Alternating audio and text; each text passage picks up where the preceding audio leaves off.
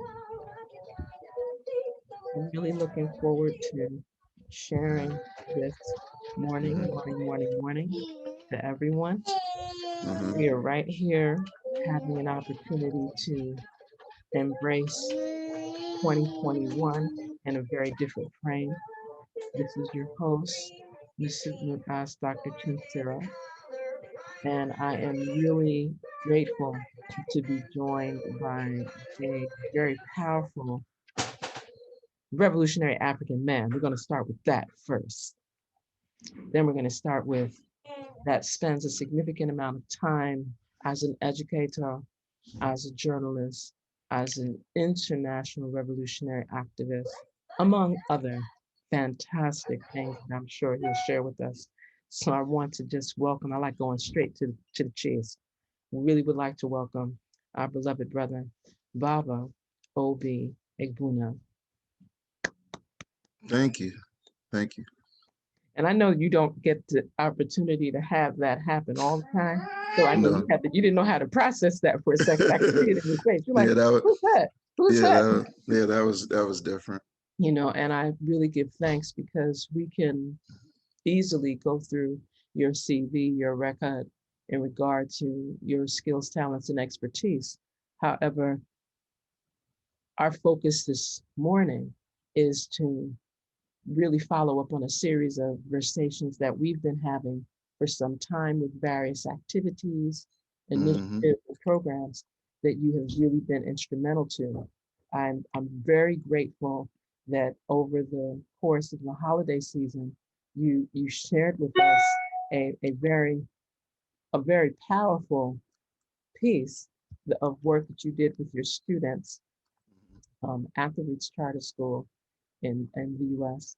And the Kiswahili explosion, I have that title correct, yes? Yes. I really would like for you to speak a little bit to that. And with your permission, I know that sometimes when we play things from other media networks, it becomes an issue. But if you desire, we can at least make sure that people can have the link, to that. By all means, and we want to thank you for distributing it in such a widespread manner so quickly. We're very humbled by that, and we're glad it met your standards. And we hope it meets the standards of other people who have the opportunity to see it. Yes. Well, I'm really excited because, my first thought was I said, I'd like the persons to at least be able to see a portion of it because it's important, as we have this discussion, I'm going to share from my screen just so that persons can have an idea of just a small snippet of what this brings in terms of the power of children, being able to bring some of these efforts up. Please let me know if you can still hear it.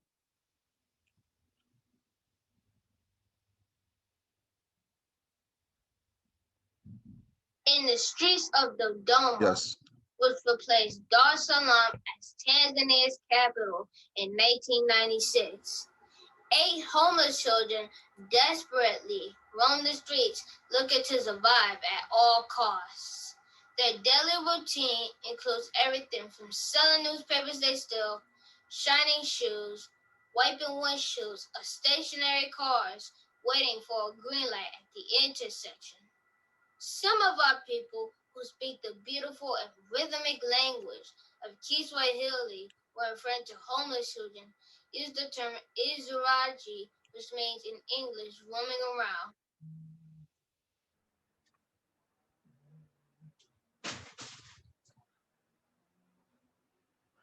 During the years, Kiswahili-speaking nations were subjected to British colonialism. We developed a dialect called Sheng, which is a blend of indigenous Kiswahili and colonial English. When speaking about this group of our children, those who speak in that vernacular use the term Shokora, which means children who live off the streets.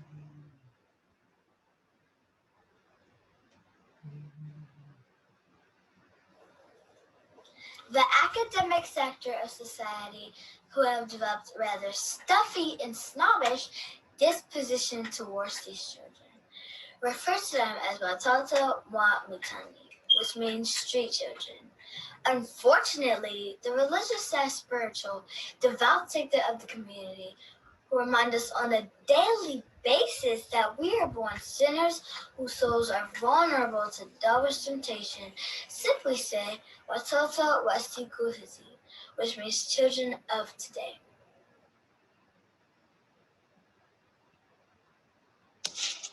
When they say we are disconnected, therefore we are a lost and hopeless generation. These dynamics of isolation have forced children into the corner. However, a few of them have reached the conclusion, therefore, that they're the only ones who can develop a long-term solution aimed at eradicating this problem. Okay.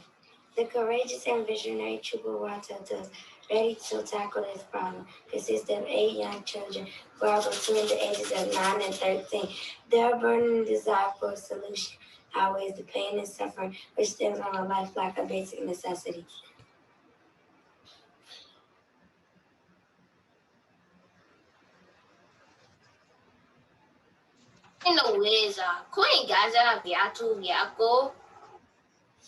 I'm sorry, I don't speak American. Speak English if you want my business.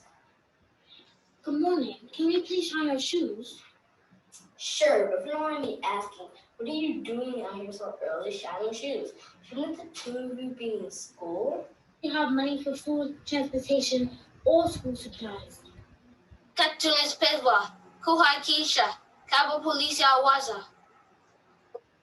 I don't mean to be rude, but we have to hurry before the police come. Are you serious? Something needs to be done. Take my card. I am here as an NGO. Give me a call. Rice anazungumza haki za watoto kisha. Unahuaika. Samahani, can I buy newspaper? If you are buying, we are selling. I have something to confess. I speak Kiswahili, so I understood what you just said. You think the president and government are sincere? That is not the point. You shouldn't speak about us. You should speak to him. Believe me when I tell you, you're hard to find. Angalia, Nilivia, Brashi, Nakusafisha, Gari. You shouldn't steal. That makes it worse. Kuba Akufa. What do you mean still a stop? You sound like an animal. Don't show Nikushi. How do we survive? Did you just ask me that, you idiots? How do we survive? We come together and organize. Plain and simple. We organize like our life depends on it.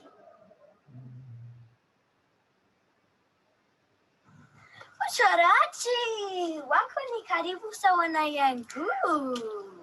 Thanks for the backhanded compliment, which really means I'm better than you. Kwa nini uswenge kwa lugha yako? Wewe na Kamaria. Kamaria and I have decided, as an act of protest, we will not speak a word of Kiswahili until all Kiswahili-speaking nations push all of Mother Africa to address the issue of homeless children on our continent and all over the world. The truth always makes sense. Can you please go to my house? Hopefully I could place. Duka lako, liko kwa lugha kwenye dile tu. Kumana joka ako wenda jila. Sikiliza na ushi, la sivyo utasambiliwa. To hell with it, let's go. At least we'll have food and a shelter.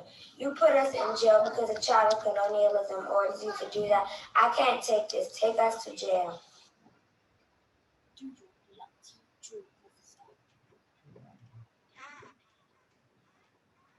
As strange as it sounds, Shawnee and Chico going to jail is exactly what we needed. Kiria, Kiri Nijiri. Tunaweza tukuatoa gerezani. Kamari is correct. This is bigger than the two of them in jail. Kwanini tu njia ChenziRa. Since you love Kiswahili so much, Here's the plan. Let's call for a march on British and U.S. Embassy and all the Kiswahili speaking nations and the U.S. and other parts of this world. They celebrate a holiday called Kwanzaa, which is influenced by all culture and language. We can appeal to them to join us in protest during the 7 days of Kwanzaa. Let us go to work. Let us speak the language of resistance. I went and met that NGO. He gave me a laptop and a selfie. He had no idea this would be used for a revolution. Kwanzaa ni siku, Kwanzaa ni siku, saba mishuma, saba kanuni, siku saba maalum kwa Afrika. Kwanzaa ni siku, Kwanzaa ni siku, saba mishuma, saba kanuni, siku saba maalum kwa Afrika. Yeah, me too. I'm just saying, because when I first saw this, again, we're learning from children about our language that is well intact. They gave us I guess to some people it may have appeared to be political, revolutionary statement as if that's an issue. However, they have showed social, economic, cultural, political, educational, spiritual, and their passion with shifting between the languages, their passion at presenting what is happening with our children. And then when I saw that portion, that's come I chose to stop there before, because everyone, you want to go and look for this, the Kiswahili explosion. I'm Baba Obi Egbuna. You got some skills and you seem to really work with these youth in a way that's really powerful. So give thanks for just sharing that with us. And Um, especially when they started singing that element of Kwanzaa and showing that connection of this is a time where we should be exposing these things that are happening for children. We say Kwanzaa is for the children, and we still have children on the street that are, without proper shelter, food, clothing, education, as mm. we speak. So it's one thing to say we're celebrating these Nguzo Saba principles, again, grounded in which language, grounded with which country, and in those countries those children are still in a space of separation. So I would love for you to speak to, but I just wanted to make sure that everybody got a little taste of Thank you, thank you, thank you so much for that. When you have children with that type of talent, it makes things very easy. For the record, those were first graders, fourth graders, and fifth graders. So you're talking about from 7-year-old to 10 years old. No one in the production was older than 10.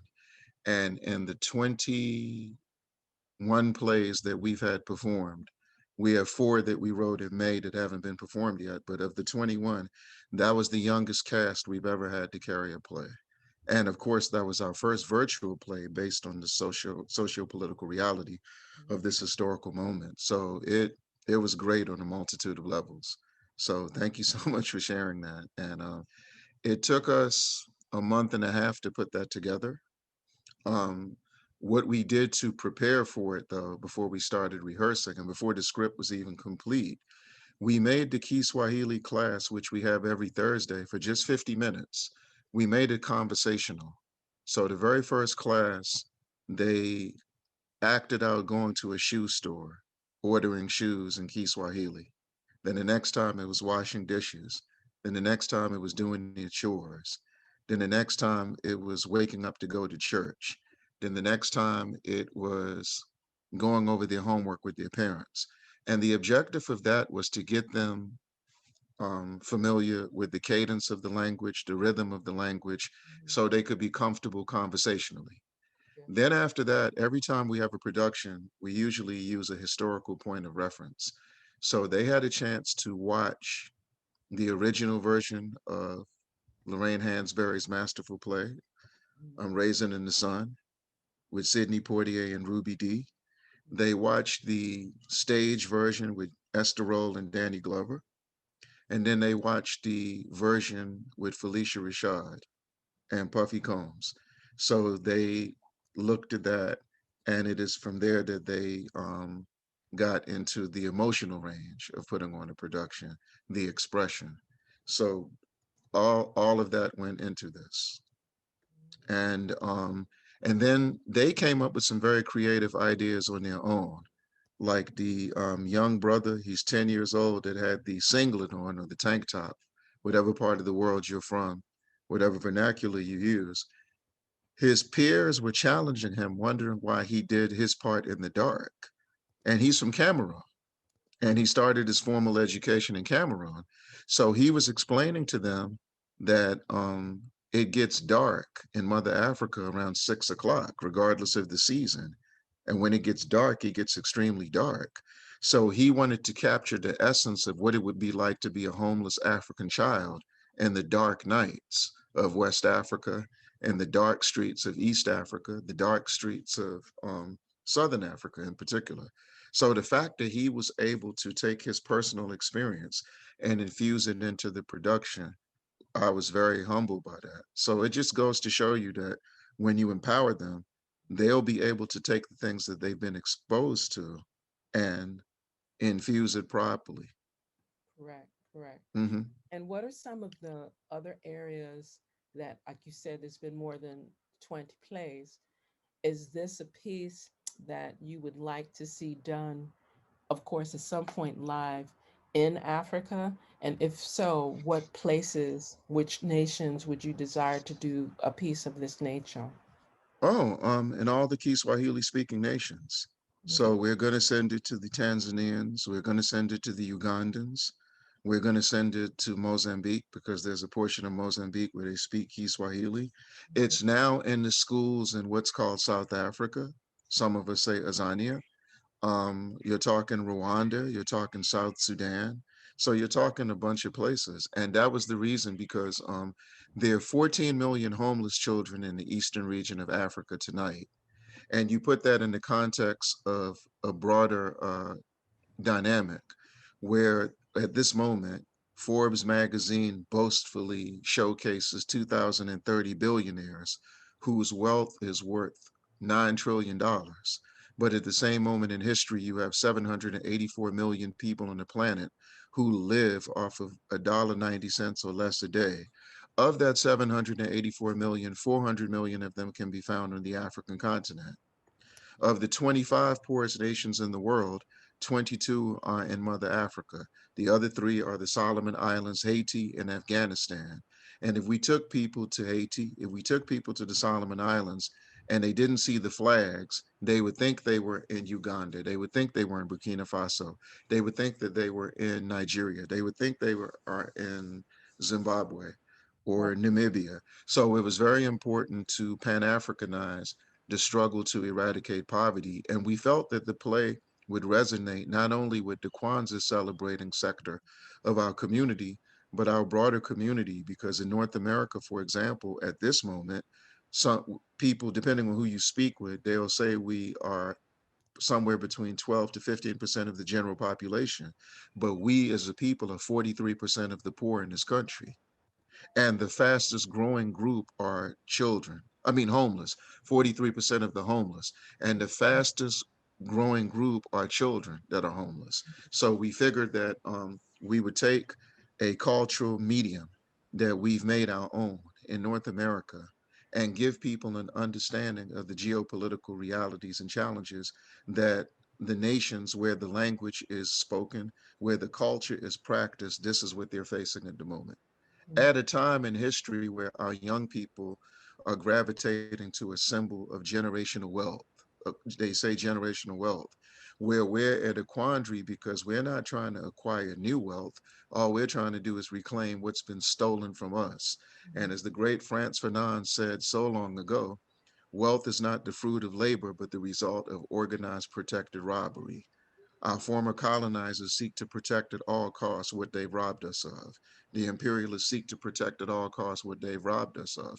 And at all costs, we're fighting to reclaim it culturally, reclaim it educationally, reclaim it socially, reclaim it politically.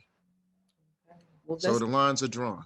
no, and the lines are drawn, and the lines are drawn in a form that allows children to really express their understanding and their awareness of what's happening around them politically, what's happening around them economically, Yes. what's happening around them historically, and of But course. let me go back for a second, if I may. Yes. Sorry to interrupt you, No, but no, kind of interrupt. Yes. the inspiration for it is Yes. actually 7 years ago. I accompanied the director of Roots Public Charter School and Roots Activity Learning Center, Dr. Benita Thompson. Okay. Shout out to her. We went to Nation House and Watoto Shule's annual celebration, and they were doing Julius Caesar. So that caught me off guard. Mhm. But they were doing it in Kiswahili. So I was like, okay. And I went and did some research right away. And I found out that Walimu Julius Nyerere, one of the father figures of the modern Pan-African movement, the first president of Tanzania, he wrote Julius Caesar word for word in Kiswahili and made it compulsory for children in Tanzania to learn. On a historical level, I can understand that, because anytime you see Hillary Clinton, when commenting on the brutal assassination, the unlawful assassination, the barbaric assassination of Muammar Gaddafi, and she says, "We came, we saw, he died." Mhm. You know, it lets you know that the legacy of Caesar and the legacy of Pontius Pilate is alive and well. So from that vantage point, I can understand it. But at the moment in history where he did that, he had a enclave of plays to choose from the Black Arts movement. He had an enclave of plays to choose from the Harlem Renaissance. So from that moment on, I said, you know what? Before it's all said and done, I'm going to write something in Kiswahili. So this was my first time ever teaching the language. So in the spirit of teaching the language, I said, here we go. We finally have something. And it's the second play with that type of theme that we've done. Last year, we did a play called Maintaining Dignity While in Poverty. And what that play was about was, it was centered around the year of return to Ghana. And it was a brother who was a millionaire who had his own publication, and his fiance was born in the Caribbean, and she had been hired by the World Bank to go and run their efforts in Ghana. So he bought her a mansion in the most affluent part of Ghana, and he went, and they were scheduled to be married in Ghana. So he goes back to Ghana 4 months before. So he has a houseboy, he has a gardener, he has a driver, he has a cook, and he has two maids. But unbeknownst to him, they're an underground circle of young people trying to rebuild the Convention People's Party, which, as we know, was the liberation movement that ushered in a new wave of self-determination after eradicating British colonialism, founded by the one and only Osajifo Dr. Kwame Nkrumah in 1949. So he had no idea. So he was talking to them very rude, being very disrespectful. And his wife to be was even taken aback, where she showed up a week before the wedding. So they finally had a conversation about everything. So they began to talk about the original repatriate community, which was the brainchild of Shirley Graham Du Bois, who told Osajifo Dr. Kwame Nkrumah he should invest in that strategy. And that made it possible for Maya Angelou to be in Ghana, for Julian Mayfield to be in Ghana, for Tom Feelings to be in Ghana. So we wrote that particular play right there, and we realized that this would become a theme for us. So that would, and so in the last, so we did that one, and then we did one called 1925 last May, and that was about the childhood of Lumumba, Patrice Lumumba, the childhood of Frantz Fanon, and the childhood of Brother Malcolm, all born in 1925. We're rewriting it to include Medgar Evers, because as you know, Medgar Evers and Lumumba are born on the same exact day, the same exact year. So we showed that Patrice Lumumba's family was so poor, they couldn't even afford a candle for him to study at night. And he finally found a candle and lit it. And this is the reason that he was such an avid reader. And that's why, even though he was such a young man, he wore eyeglasses, because he had got into the habit of reading in the dark. So in addition to showing the genocidal tendencies of the Belgians and the French, we wanted to just touch on some subtleties. Frantz Fanon growing up in a upper middle class reality in Martinique, but always feeling an identification with the poor and dehumanized. And then, of course, Malcolm's childhood, he had some tumultuous episodes that changed his life forever. So before he became the fighter we celebrate, the fighter we emulate, he had to come full circle because of those challenges. So that the theme of the writing began to shift a little bit to focus on those dynamics. So, and we always wanted to do something because one of the biggest challenges we have is to make our cultural and political expression synonymous. And in order to do that, you have to be able to take the culture, not run from it, but take the culture, navigate through the culture, and apply the most militant narrative that you can, as we're making a departure from the narrative rooted in victimization, which both immortalizes our enemy and also creates a sense of apathy amongst us. So that's what we were trying to tackle, and we hope we did a good job.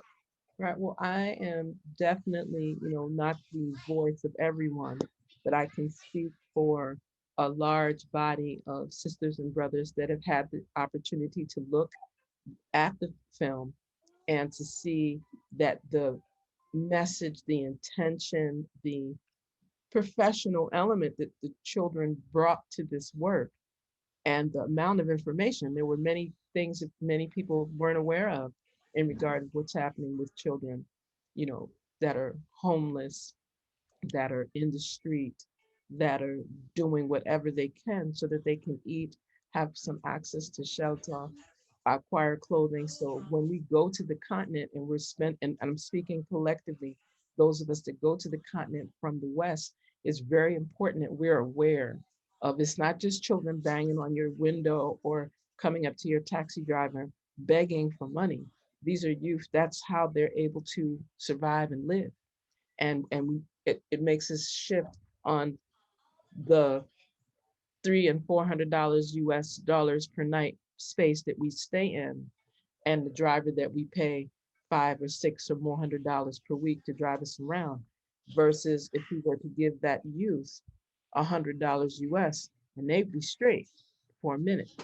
So it allows us to look at some realities when we talk about those principles of Kwanzaa coming out of a space. It's all Kiswahili, and we're not respecting the space where this wonderful African American holiday celebration that celebrates life and self and family and community and nation, if we overlook this particular piece. So yes, to some it might be militant. I think like the youth that start raising their voice, because I'm looking at these young spirits that look old. These are like old people in small youth bodies. And that's what really stuck out for me, was seeing that, and to see that they also, I want like for our viewers and our listeners to be aware, and the children participated in the actual videotaping as well as the editing of this, correct? Storyline.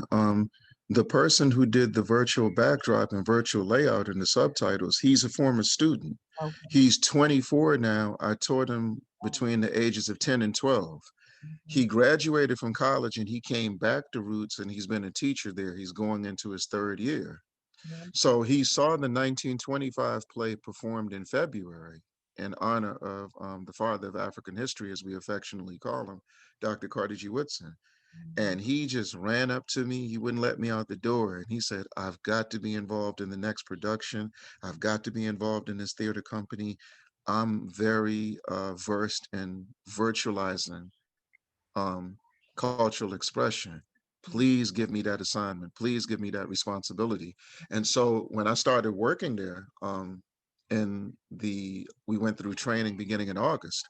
That every day he would ask me, so don't forget, don't forget. So I said, oh, no. We already have you on deck for the next thing we do. So his name is Muwata Gibson Hunter, and we made sure we had to list him in the credits for what he did. So he did that, and he was the one that got the first graders involved because he's a first grade teacher. And so just to be able to go back and do work with a former student of yours, and I've had that experience in the last few years quite a few times. We also have something called the Mass Emphasis Positive Action and Creativity Youth Brigade. And we had a 13 and 10-year-old last year do a virtual mixtape. For those who are into DJ culture, they did a virtual mixtape tribute to Kwame Ture. And it was our answer, the Black Power mixtape, which was severely flawed historically. And we're believers in we propagate the notion that social science should be treated with the same courtesy that mathematics and natural sciences. If something is inaccurate, you don't repeat it because it makes you feel good, or it makes you, or you're comfortable with inaccuracy. You strive to overcome that, and you tell our people the truth. You show our people the truth. You share with our people the truth. So the Black Power mixtape, when I saw Angela Davis, all respect due to her for all she's done and all she continues to do, but she was on the cover of the Black Power mixtape, and I challenge anyone to go and find her ever saying Black Power. She's always said power to the people. And if people know the history of the Panthers, there was a departure from Black Power because of its nationalist and Pan-Africanist overtones. So that didn't sit well with me, but in the spirit of how we've been trained, if you see something that's flawed, you don't go on a tirade or a rampage critiquing it. You quietly, you humbly create an alternative to it. So when I had these students and they came to me and they said, brother, we want to use our DJ skills to create a project centered around our history. And I said, okay, what about this? And we let them have complete creative license, and that's what they came up with. We also have done, is that yeah, you, available online? yeah. I sent it. Yeah, we'll send that out as well. And then we have what you saw also. We had a 16-year-old, a 20-year-old, and a 21-year-old, Sia Lee Wright, who I've been teaching since she was 7, Zion Utsi, 20 years old, who I've been teaching since he was 12, and Jalen Mitchell, who I taught between the years of 16 and 18. And they did a mini documentary called Get Out of Cuba's Way, why they felt that Cuban medical personnel should be given access to U.S. shores to make a contribution to the fight to eradicate the genocidal corona pandemic, both in the form of COVID-19 and CoV-2 SARS. So they did, and that's supposed to be going into the Pan-African Film Festival and potentially the San Francisco Film Festival. And that's only 8 minutes and 20 seconds long. And what we've been telling people all summer, in all humility, is it just goes to show you. Naked police terrorism snuffed the life of George Floyd in 8 minutes and 40 seconds. Our children do a mini documentary in 8 minutes and 20 seconds, reaffirming their unconditional support for the Cuban Revolution in the form of the Henry Reeve Medical International Brigade. So we can fight, and we can go on the offensive, and we don't have to succumb to the narrative of victimization. That's only if you choose to do that. So we just want to show people that these vehicles can be created, and never underestimate, never downplay, never diminish the power of exposure. When you expose the children to these things, as Thelonious Monk said, straight no chaser, there's no telling what can come from that. Right. There's no telling what could come from that. Exactly. I mean, that's why I encourage persons to go to YouTube. We've placed the link inside of our Facebook page here. And it's important that persons go and look at the Roots Kwanzaa explosion. I think the Kiswahili, that's the funny thing. The name of the performance is the Kiswahili explosion, the play. But the fact that it was done by children at Roots, the fact that Kiswahili is the language, we have no problem with that whatsoever. Because I'm telling you, when we write the history of the African independent school movement, Benita Thompson's name has to go next to Clara Muhammad's name, has to go next to Mary McLeod Bethune-'s name, has to go next to Lucy Craft Laney's name, has to go next to Marva Collins' name. It's only right. This woman has put 55 years invested in empowering the African child in North America. So the fact that, and the thing about it is, what she has done with Roots Public Charter School, because of course we've had that contentious discussion, she has given children whose parents cannot afford $1,500 a month, $2,000 a month, $950 a month to go to some of the independent schools. So she's given children access to this type of education. And I have to say, that moves me personally, because a lot of the African independent schools, for whatever reason, have not opened their doors to me. What they do is when they see me, they praise, they say keep it on, keep doing what you're doing, but they haven't, because we've approached all of them about establishing a memorandum of understanding with mass emphasis, both the Children's History and Theater Company and the Positive Action Creativity Youth Brigade, and that hasn't come to fruit so far, but we're going to keep pushing. And the other thing too is for people to know the influences. Mass emphasis is patterned after the Youth Pioneer Institute of the Convention People's Party during the days of Nkrumah, and it's inspired by the pioneers of the revolution in Burkina Faso during the 3-year tenure of Thomas Sankara, and the African cultural renaissance that Ahmed Sékou Touré and the Democratic Party of Guinea ushered into existence, which they don't get credit for.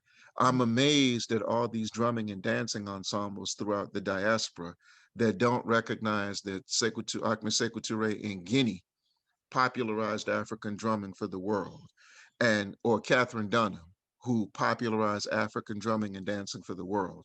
But of course, we're going to fix that. Okay. We're going to fix that. So it's just a question of continuing to do this work, but giving them the historical examples. And we're also moved by the encouragement we get from some of the veterans in theater. I had the honor and deep privilege, not just privilege, but deep privilege, to attend the 100th birthday party of the one and only Gertrude Genet, may she rest in power, who was considered the bridge between the Harlem Renaissance and the Black arts movement. And I'm sitting there with Woody Page and all these icons in the Black arts movement. So one of the founders of Mass Emphasis is one of the daughters of Amiri Baraka. So her mother took me. And so the next thing you know, I'm just sitting in there taking in the atmosphere. Right. So she comes to me and she said, Miss Genet will see you. She wants to talk to you. I was like, really? When? Like after this? They said, no, she wants you to come to her now. Mm-hmm. And she said, I heard something and I just needed to verify it. I said, what's that? She said, you wrote a children's play about my friend? I said, who? She said, you wrote a children's play about Julian Mayfield? And I said, yeah. So she wanted to know the ages and everything. And she said, look, I would love to come and see your stuff one day. And I'll be very hard on you. I won't be hard on you like I've been hard on my students, because at this point, I'm just so happy that someone is utilizing this medium and making it available to children. When you're telling me the age, these aren't youth, these are children. And she said, whatever you do, whatever criticism you come up against, do not stop it. She said, the key to maximizing potential when you utilize this medium is maintenance, because from maintenance will come expansion. From maintenance will come enhanced productivity. And from maintenance will come a more developed form of sophistication. And I never forgot that. And I was just so generous. I was so humbled that she was generous enough with her birthday tribute time to bring me before her. And she said, before it gets real crazy in here, I just wanted to talk to you. And I wanted to say that to you, to your face, so that you know that that's how I feel about this. She said, I haven't seen your stuff. My former student told me, but when she told me that you did that, and then she asked me how many we done. And at that point, we were at about 8.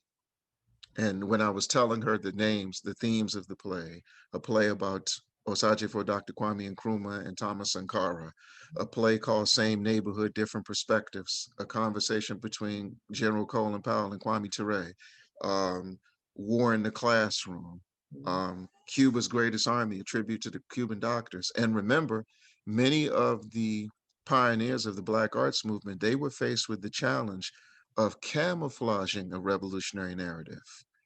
to infuse it into entertainment. And here we are, thanks to the sacrifices they made, we can be as outward as we want to be, as bold as we want to be, as unapologetic as we want to be, as deliberate as we want to be. But this was because of the sacrifices that they made. So just to see her, and it was an epiphany for me, Dr. ChenziRa, because I'm a political organizer at heart. So I'm used to an atmosphere that is severely compromised by the counterintelligence program, where it's dog eat dog, unfortunately, in many instances. So I'm not used to being encouraged. I'm used to being challenged. I'm used to being criticized. So seeing somebody who had made the contributions on the level that our sister, Miss Janae, had, just saying, continue this, expand, it made me feel very humble. And yeah, it made me realize that I needed to give this vehicle the attention that it deserves. So now people are seeing the products of that. Beautiful. On a broader scale. Beautiful. Mm-hmm. I'm grateful that you were able to share that part of your experience. I would like to highlight too that even in our chat and on the Facebook chat, we have brothers and sisters that are watching this particular interview from as far as Nigeria, particularly in the Yoruba region. So I want to thank Temi for okay. And some words. Oh yeah, and just the side conversations like this. Now this I don't think I've told this publicly, but for you, of course, we did a play 6 years ago called Standing Strong in 1965. And it was a chronology of key African developments in 1965. So it begins in January of 1965 with the death of Lorraine Hansberry, Malcolm's assassination in February, Ahmed Ben Bella's overthrow by the French and the CIA in Algeria, the assassination of Pio Pinto in Kenya, the declaration of the UDI by Ian Smith and the Rhodesians, the Watts Rebellion. Right at the time we're doing the Watts Rebellion, one of the actresses, Israel Frederick, she gets up and she says, she's got an AK-47 as a prop.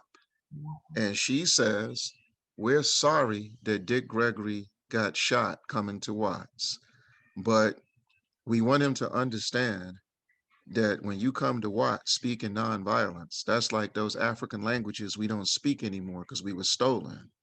So the next time he comes, he's more than welcome to help himself to one of these, because that's this climate. It's not by our choice. Do you know that Dick Gregory walked into the auditorium at that exact same scene? That exact same scene. So which ancestor? And so people were looking and they thought that it was planned. So afterward, everyone's leaving because it's a Sunday evening and we have to get out of Howard University by a certain time where they'll charge you. And they're like, he's looking for you. I didn't know what his response would be. He grabbed me by the shoulders and he said, I heard you on the Carl Nelson show. Now I know who you are. I see you running all the time, because he used to walk on the trail that I jog on. And he says, this is all I'm going to tell you. This itch is dangerous. Do you realize how dangerous this is? He said, and for that reason, you can't stop it. You have to keep it going no matter what. And I said, I joked with him. I said, the danger is the fun part of it. So he bust out laughing. And he said, I'm going to tell you something. I've seen a lot of things. This isn't the type of thing you see on a regular. Please keep this up. He said, you probably don't get no grants or funding, do you? I said, nah. And he said, I ain't think so. He said, but evidently, based on the crowd here and the response, that isn't a factor. We did a global African Children's Festival because we can't celebrate the Day of the African Child in the United States the way we want to, because the African embassies will co-sponsor it with the State Department, will co-sponsor it with others. So there's a diplomatic factor to consider. So what we decided to do instead was to have something as a compliment. So in December, we usually do what's called the Global African Children's Festival. So we rewrote our play about Osage for Dr. Kwame Nkrumah and Thomas Sankara. Thomas Sankara's family comes. Kwame Ture's sister comes, and Mukasa Dada, formerly known as Willie Riggs, who helped Kwame Ture popularize Black Power, not found it, but popularize it the same way that Richard Wright did in 1954, the same way that Frederick Douglass did in the 1800s. They popularized it, but so he was there. So all these people are there. And Dory Ladner, who's one of the original freedom riders in SNCC, she was there just to see Mukasa. They hadn't seen each other for some years. So the next day, I'm going to a dinner that some people are holding for Mukasa. So I see Dr. Greg Card from Howard University, and he yells, "I want to be like you when I grow up." And I'm like, "What?" And he says, "Man, you got Dory Ladner on the radio talking about you?" I'm like, "When?" And he said, "Today. You didn't hear it?" I said, "I just met her last night for the first time." So she got my number. She called me and she said, "Hey, I haven't seen anything like that since Freedom Summer. I'm learning about you." But she said, "Hey, when please keep that going and let me know anytime." And so she just started asking specific questions. How long does it take for the children to get into performance mode like that? How did they get so comfortable with so much history? So just to know that people of the highest quality that have made immeasurable contributions to our struggle, that this resonates with them, that in itself is very inspirational. And they've been times where I'm on the streets one time and a policeman rides up on a motorcycle and cuts me off on the sidewalk. And I'm like, what's going on? And I'm in the hood when this is going on, you understand? Right, So right. he takes off his helmet and he's like, "What's up, Obi?" I'm looking at him like, he said, "You teach my niece. My niece is in the theater company. Let me put your number in my phone so I can get on y'all's mailing list because I want to be at all the productions because that's her fourth play, right?" I said, "Yeah." He said, "I didn't know." And usually it happens on my shift, but man, I've never seen anything like that before.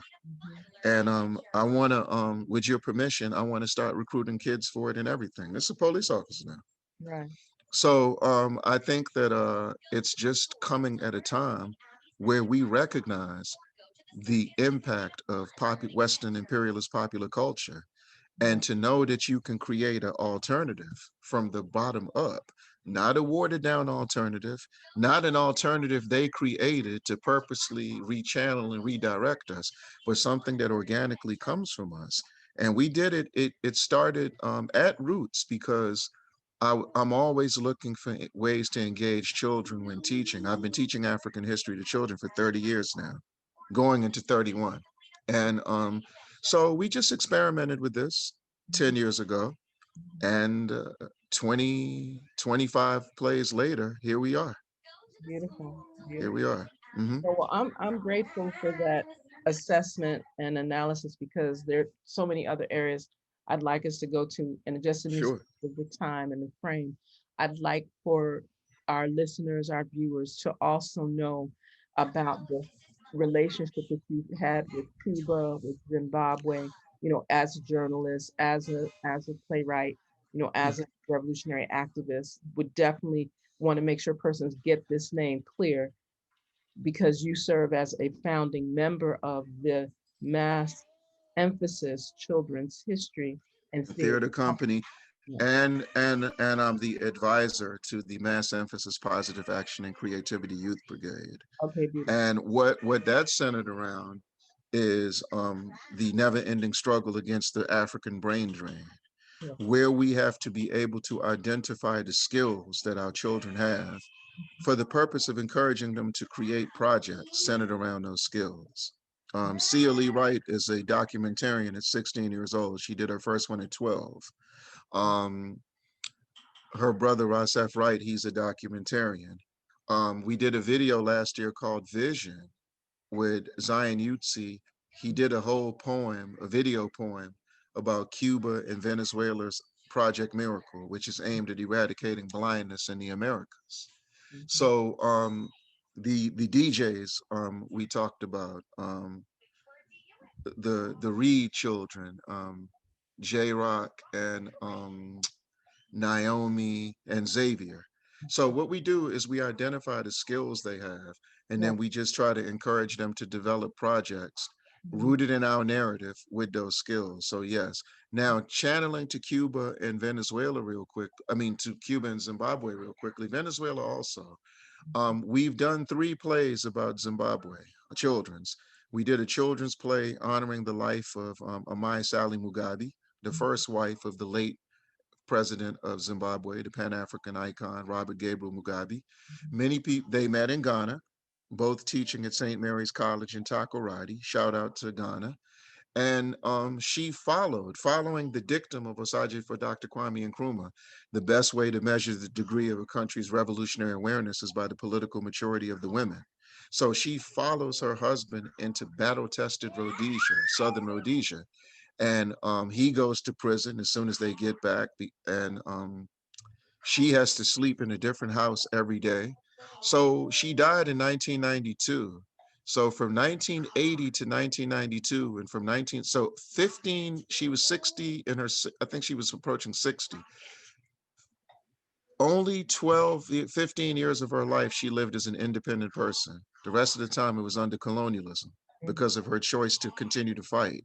And the work she did in Zimbabwe laid the foundation for why we celebrate the day. We've been celebrating the Day of the African Child since 1992. Correct. And we picked June 16th because of Soweto, because she had a major conference in 1982 in Zimbabwe that focused on children whose mothers were prostitutes, children with leprosy, children with malaria, children with cholera, children with HIV/AIDS. And even though she's never gotten the credit for it, we felt that we were obligated to pay due.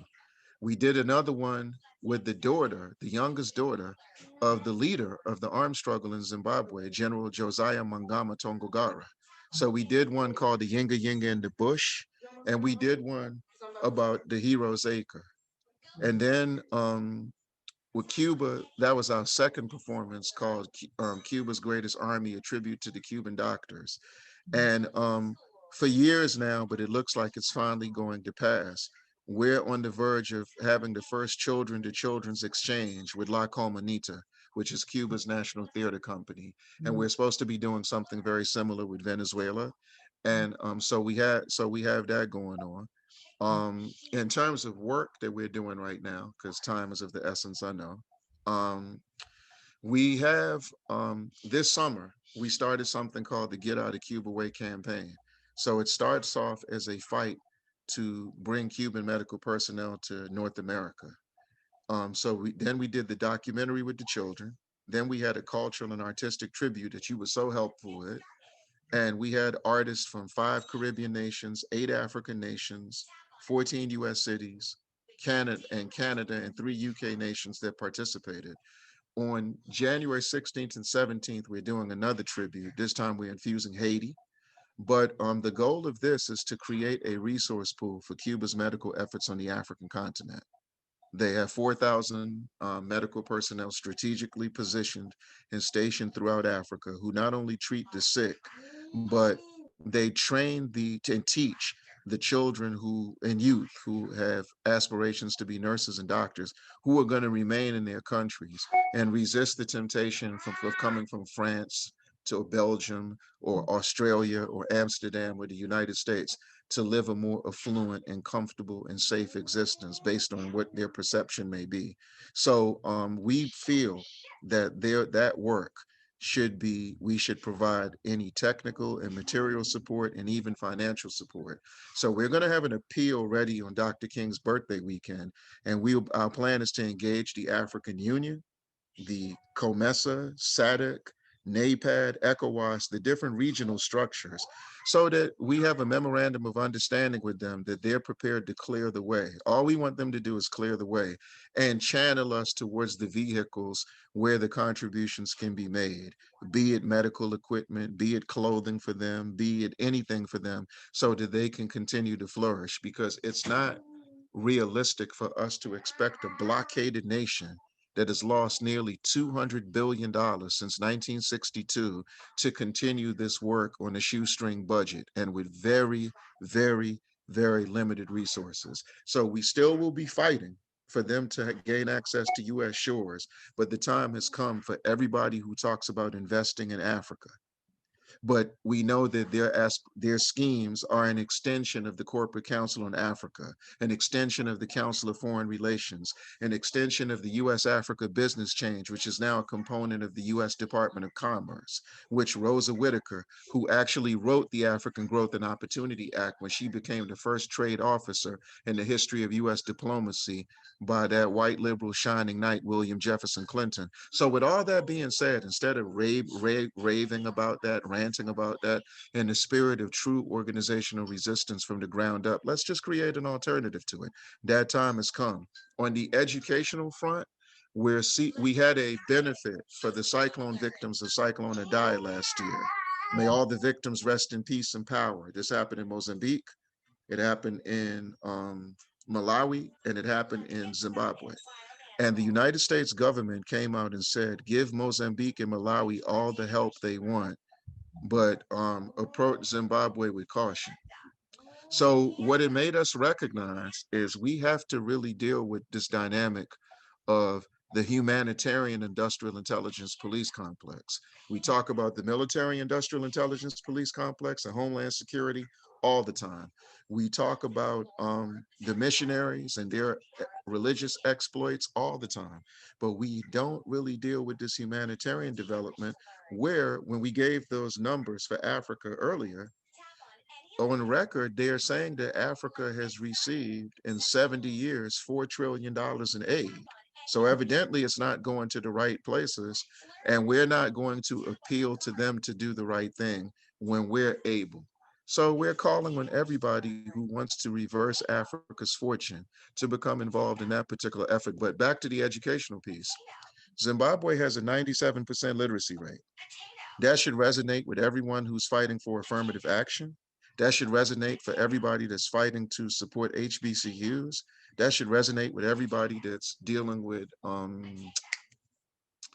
the STEM programs. That should resonate with everybody that's doing any work in the arena of education. So we want to create a cultural exchange, not only with Zimbabwe, but Southern Africa as a region. And we also want to garner more support for Eritrea, who has a 93% literacy rate and is the only nation in Africa at the moment that has free education and free healthcare for its people. And of course, we want to build more educational ties with Cuba and with Venezuela. So we've been talking a lot to the city council at large in Prince George's County, in the DC metropolitan area, because that's considered the most affluent US-born African entity in the United States. And him and I are college classmates. So he reached out to me and said, can we do something in the field of education that will sincerely change the landscape? But we're involving Winston-Salem State University, we're involving Alabama State University, we're involving potentially Tuskegee University. And of course, we know that thanks to you, we'll have the University of the Virgin Islands involved, some universities in Guyana. So this is truly going to be a Pan-African linkage of education from the bottom to the top. And lastly, Venezuela is strategically involved because, for people who don't know, Venezuela is the hub of the Afro-descendant movement, where Comandante Hugo Chavez said, let's stop saying African-American. Let's stop saying Afro-Caribbean. Let's stop saying Afro-Latino. Let's just call ourselves what we are, African descendants. And since we know that what is commonly referred to as the slave ship, we can make a compelling argument it's the first form of public transportation, because public transportation picks you up, drops you off. So it dropped us off in the Virgin Islands, dropped us off in Panama, dropped us off in Cuba, dropped us off in Jamestown, Virginia. So we're done with the amputated narrative of the collective African experience that only wants us to focus on Jamestown, Virginia, or only wants us to focus on West Africa when we focus on Africa. So once again, we're offering an alternative to the things that trouble us, the things that make us sleep uncomfortably. So that's what this is. So through Cuba and Zimbabwe, that is the practical work that we're doing right now. But as you see, it goes beyond Cuba. It goes beyond Zimbabwe. They just happen to be the anchors. And we're just happy that we're able to do this. So thank you for not only showing the children in action, but giving us a platform to talk about the practical things we do. Because too many times you see some rather compelling interviews, but you have no idea how people go about executing the ideas they so eloquently articulate. So we hope we were a little bit different this morning. You were definitely, in a very progressive, methodical way, different, and we welcome that difference, because two things we're attempting to do and to highlight is, hey, hey, that's the one. That's the one. He's just a gorgeous one. I'm waiting for him in the play. I'm waiting for it. I know it's coming. Yeah. I know He does enough. He already does enough acting on a daily basis. That's for sure. Preparing. You know, we really are grateful for being able to have this time to even have this type of conversation, to offer some updates on the work that's being done. You know, and thank you for your support and compliments of the work. I mean, this exchange represents a working relationship. We're not meeting for the first time. We've known each other now for 8 years. I remember the first time I talked to you. I had just got back from Zimbabwe, and a guy, Roland Roebuck, gave me your number, and you were in D.C. for the opening of the George Bush John Lewis Museum.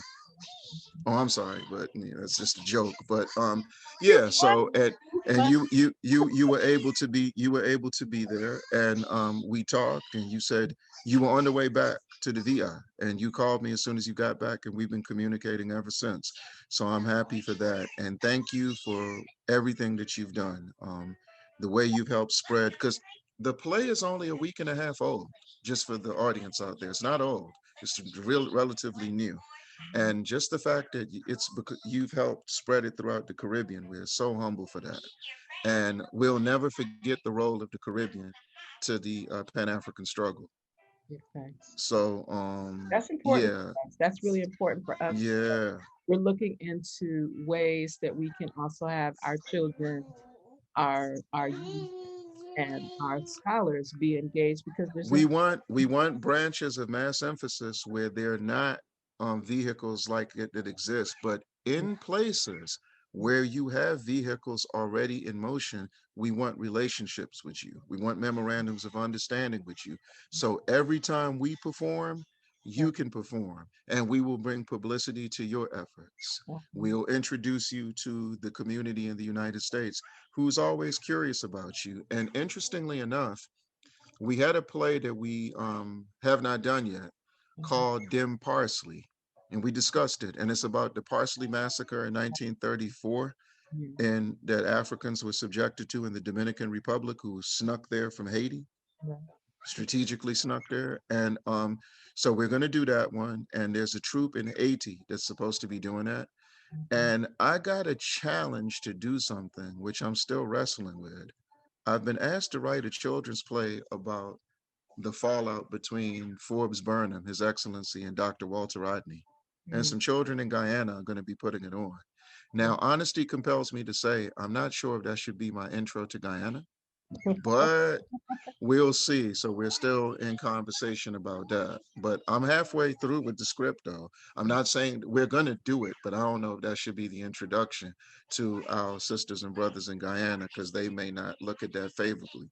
So well, good to ask them. I mean, on a serious note, you have, as you have already expressed, you have a lot of different linkages and connections with brothers and sisters in the region, and it would be a place to share it and then have that conversation and move forward. There's things that you would learn. Right.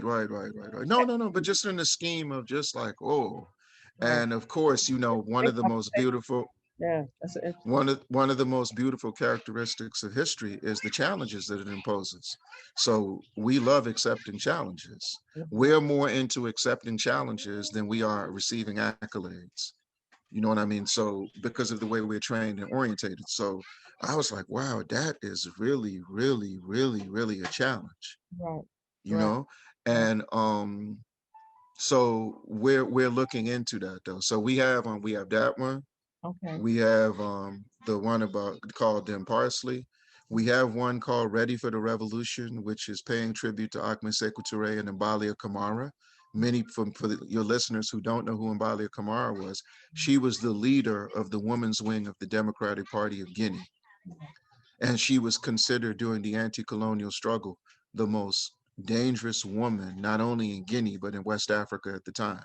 And probably at the most persons, she was considered one of the most dangerous so-called in the entire continent. Exactly. And the reason, and she was so powerful that for many years, the masses of the people, the everyday Guinean, used to refer to the PDG in its early days as the Women's Party because of her ability to galvanize women. So we felt that her story definitely should be told. And the way that she was robbed from us is she was saying, you know, yes, we must deal with the settler colonialist. But what colonialism did that many people overlook, it interrupted a class struggle with the feudal lords in Africa. So while we are saying get the French out of here, don't think for 1 minute that we don't have our eyes on these wicked reactionary chiefs who in the name of tradition exploit our human resources. And because she had that position, one of the chiefs broke into her house and stabbed her in the stomach while she was pregnant with a bayonet. She did not survive. Her child survived. Her child was born. She didn't make it. She had the largest funeral in Guinea, even larger than Ahmed Sékou Touré's funeral, and she has the largest statue in Guinea today. So we just feel that the time has come to really, really, really share who she was. And that happened in 1955. So for future reference, when you're paying homage to Rosa Parks, when you're paying homage to Claudette Colvin, when you're paying homage to Emmett Till, when you're paying homage to Claudia Jones, because that's the same year she was deported from the United States because you couldn't join the Communist Party if you weren't a US citizen or you weren't naturalized, as they say. That happened in Guinea. So that's something very important to share. So that's what we do in a nutshell. Right. Well, just a little bit. Just a little bit. Just a small bit. Just a small bit. You know, we're looking forward. Please provide our viewers and listeners with some of the ways in which I know that I can suggest that they look for you on Facebook, because we've shared that inside of the network. Look for, what the Honorable Marcus Messiah Garvey say, look for me in the wind. No, no, they email is the most dark. I still don't know, and I'm ashamed. I gotta tell people what my Instagram address is. I don't even know it. I don't even know my Twitter address. I have all of that though. But if they want to communicate directly, Obi Egbuna 15 @gmail.com. So they can communicate with us that way. We'll send them all this material that we're talking about, but it's for the purpose of building these relationships. So once again, we want to establish branches of mass emphasis all over the world, but we want to build relationships with people who have vehicles that are very similar, if not identical. So we don't want to come off as where this is the vehicle that everyone's been waiting for. We know that there are other people doing very similar work and have probably been doing it longer. So this is a working tribute to them. So out of courtesy and respect, if you already have a vehicle that's very similar in direction, it'd be an honor and privilege to build a partnership with you. But in places where this doesn't exist, based on what you've seen, I don't think anything else needs to be said about that.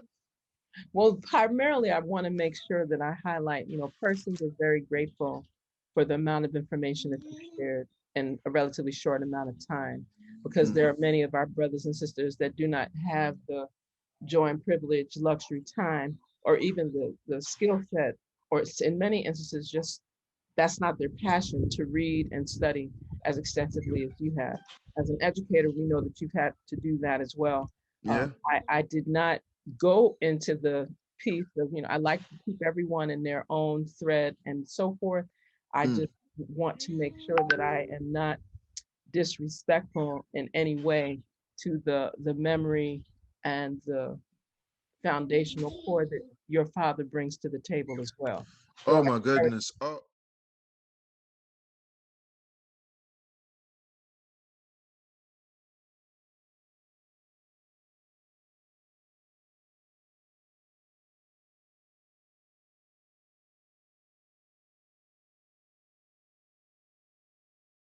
Goodness. Oh, I just oh, want to make wow. sure that I And highlight it. thank you. Yeah. Now, based on what we've been told, shout out to Black Classic Press and our brother Paul Coates, sisters Natalie Stokes Peters and April Chenier. Destroyed his temple.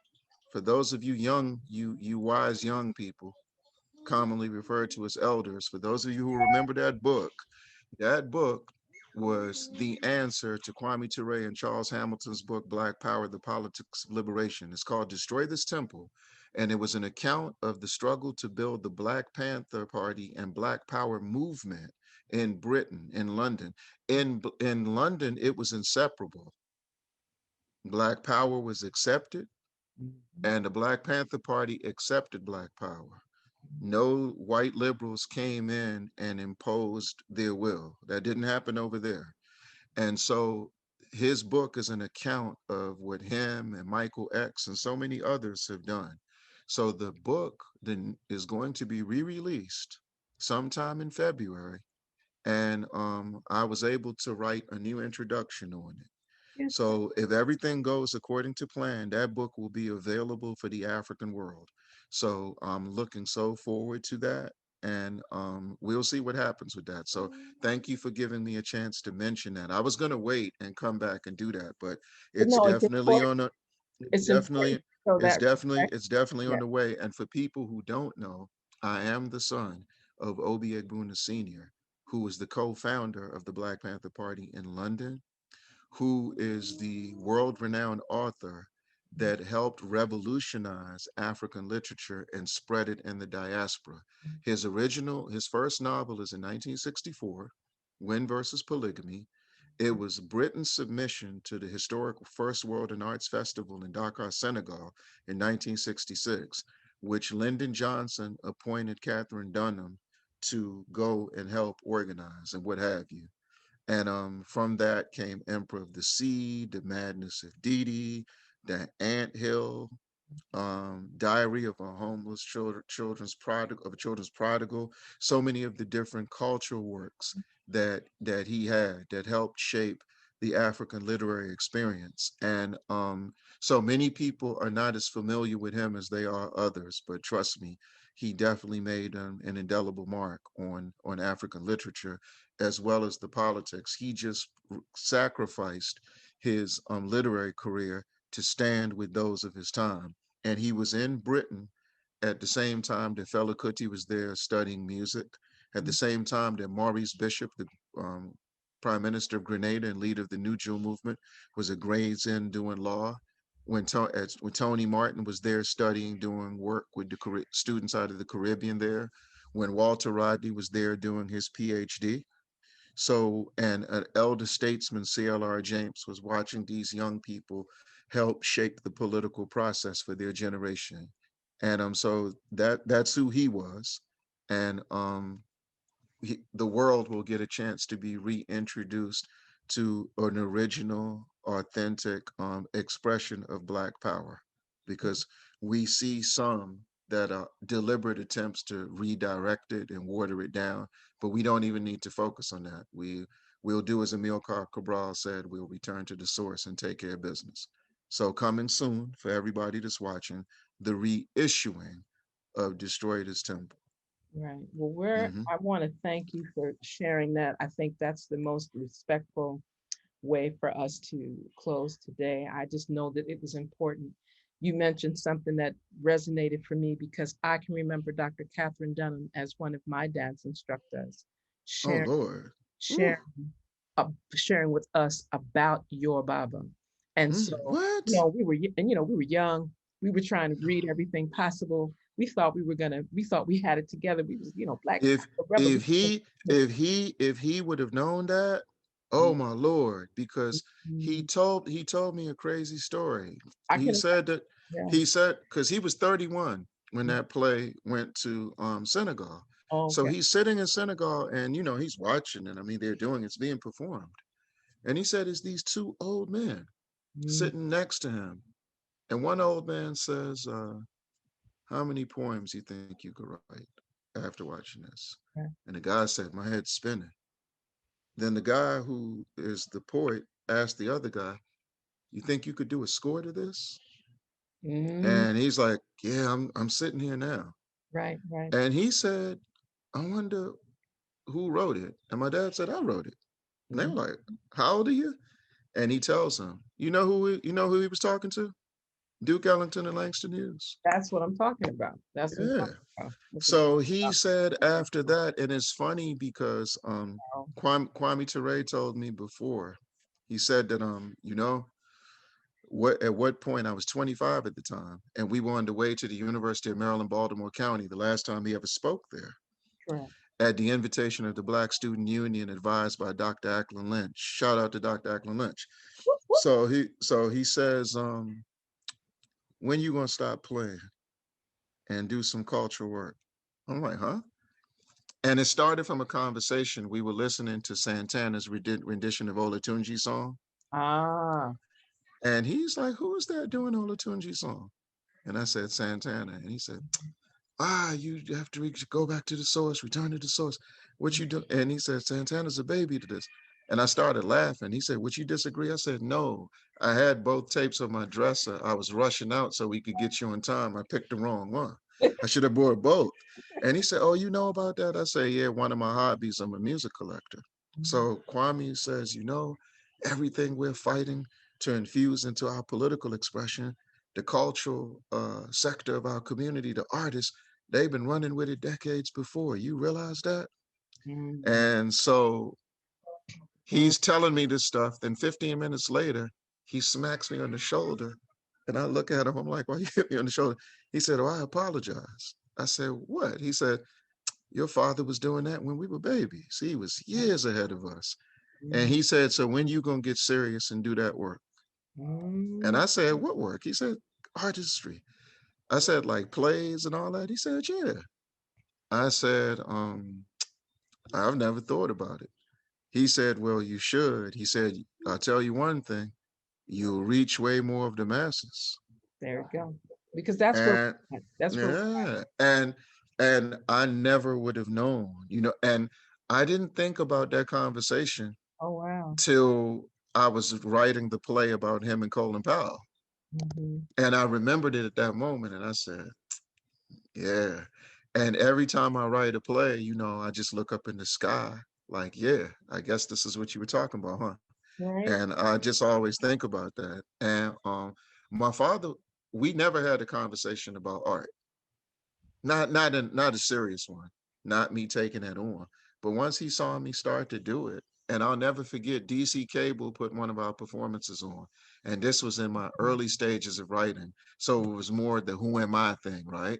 Right. So it's just all these young people coming up, acting out key historical figures that have played a role in education and decolonization.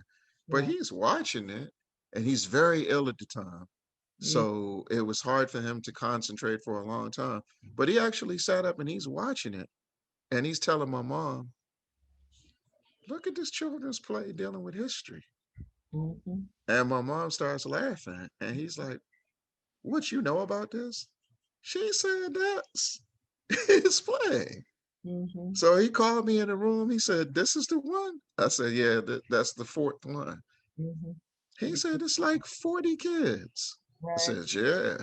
And so then he starts asking me, how long did it take?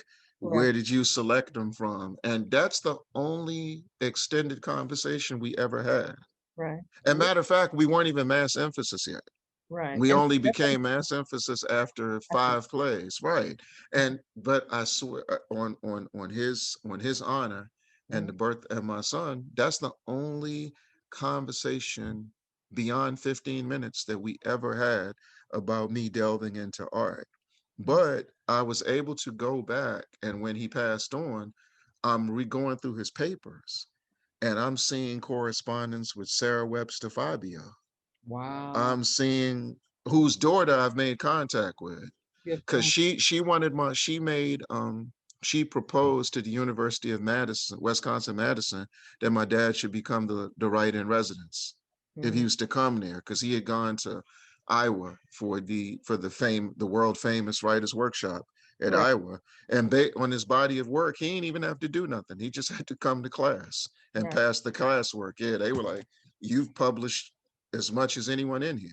So he was good. And then, so I'm just... Hold that point for a second, because I want to make sure that persons know we're having this really powerful, for me, it's a first versation on your father, Obi Egbuna Sr. And I want to highlight that persons that are not familiar with his work, we've placed that link to the New York Public Library archives and manuscripts, where some of his work is, his papers. All of it. Okay, there we go. All of it. The Schomburg Center for Research and Black Culture, so that persons can know that there is an access point to be able to gather some of those papers.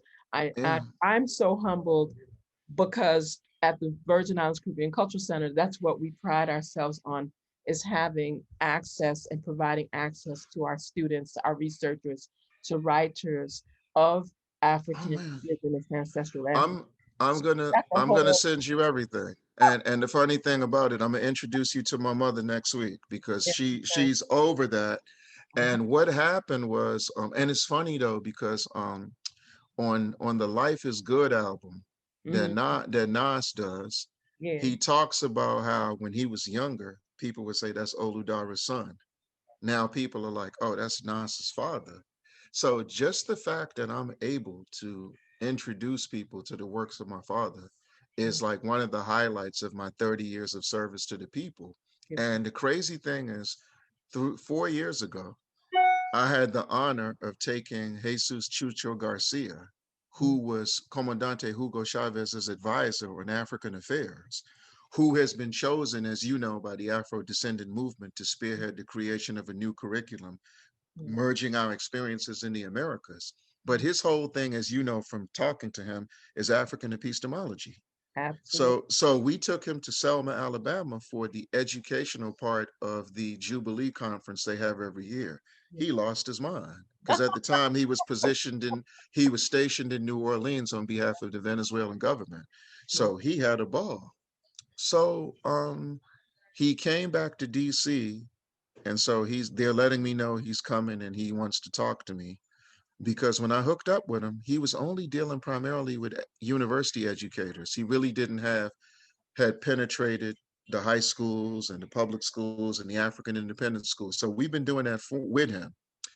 So I said, when he came to DC, the last time I saw him before the Trump administration shut them down diplomatically, I said, I got something for you. He said, what? I gave him my father's dissertation. My father's dissertation is on the role of literature in the decolonization and epistemology process.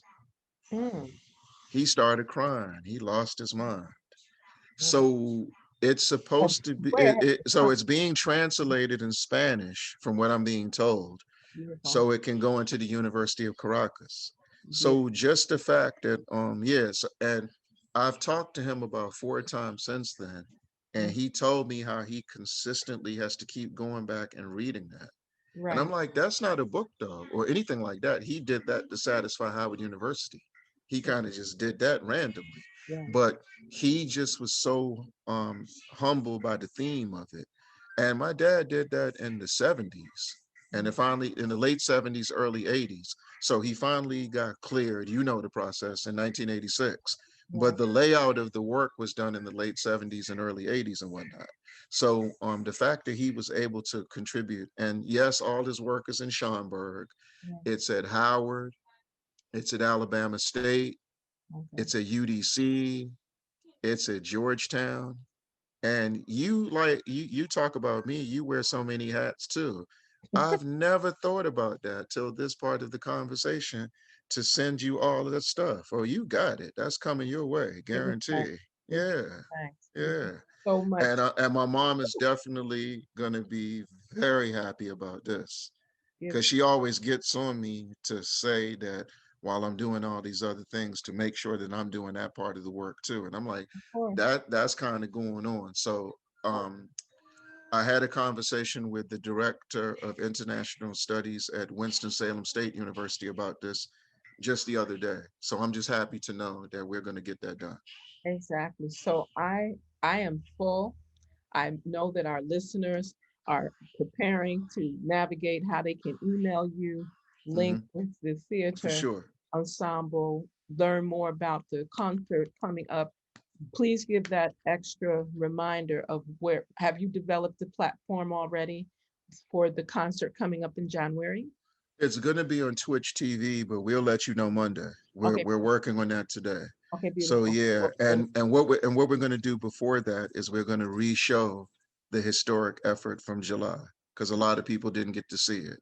Okay. And shout out to Mother Nile and to the wonderful poet out of Barbados, Adrian, yeah.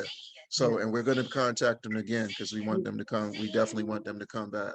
Beautiful. So we have a few others that we'd like to add in that space, and there's a couple of videos since we're doing virtual. It's wide open. I realize that because you got it multilingual. Anybody you say come, they gotta come. And the highlight, and the thing about a lot of people downplay culture, and I'm ending on this. The highlight of that whole tribute was that 2 Eritrean artists participated. Yes. And I was shocked. And the only reason I never doubt Eritrea, but everybody knows that for many years, Eritrea looked to Cuba in a very cautious way because of the support for Mengistu, because of the Soviet Union dynamic. And so they felt hurt by that, but through time, they've moved on from that. And so just to see the National Union of Eritrean Students introduce those artists, and for that to be done, oh man, and that's the only adult play I've written and I'm ever gonna write. We did one 6 years ago called Guerrillas, Mothers and Wives, about the Eritrean women, because 33% of the guerrilla fighters were sisters. Right. The highest level of women's participation in a guerrilla war in the history of the human race. And not just Africa. Yeah. Across the board. Well, thank you for this wonderful, informative, educational, cultural soiree. I feel full. I feel enriched. I hope that our listeners and viewers gather the same.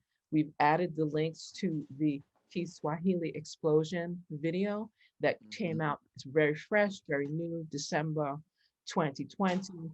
And we're looking forward to more of the work that's being shared. I want to thank you again, Baba, Obi Egbuna. And you know, I always say 2. I stopped saying Junior. I just say 2. I was wondering about that. I was like, But I'm very clear on that. I want to extend my respectful greetings to your beloved Queen Mother, because she has been very kind in those limited conversations I've had to at least allow us to keep this relationship moving and going and flowing whenever we reach out, giving love to that beautiful prince, his Queen Mama, you know, and we're looking forward to our next activity, right? We know that Culture Heals Humanity Land is our foundation. Yes. Harmony unifies us. Until our next broadcast, we encourage persons, if you'd like more information, you've got the email, Obi Egbuna 15@gmail.com. If you forgot that, go to the Facebook page for ChenziRa Kahina, and all of that is right underneath this video. We are also looking forward to having him join us again.